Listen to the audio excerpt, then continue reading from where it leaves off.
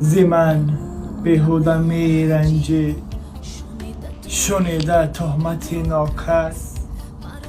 مرا با چشم خود بنگر، مجو از غیبت هر کس. به دست زندگی باشد پس از این سرنوشت من.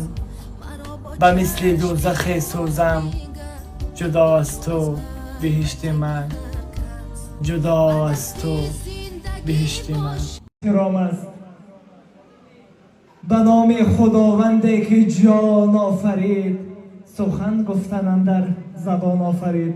عزیزان دل، مهمانان ارجمند، کدام هر یک و یک شما را به این درگاه محبت، به این درگاه پر از عشق و سعادت، پر از مهر و وفا و صداقت خیر مقدم میگوییم.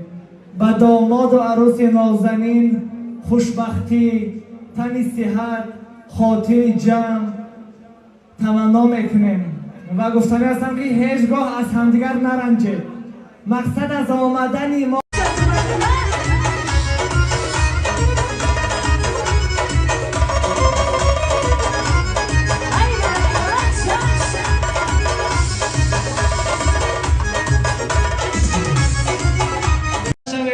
آواز تو چون نای شکرها بادا، آواز تو آوازه دنیا بادا.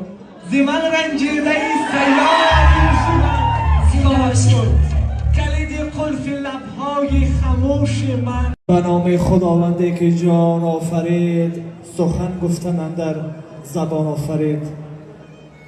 حاضرین ارجمند، مهمانان عزیز، قدام مبارک و پر از فیض شما را به این طرف خانه زیبا، به این درگاه پر از عشق و محبت، پر از مهر و صداقت خیر مقدم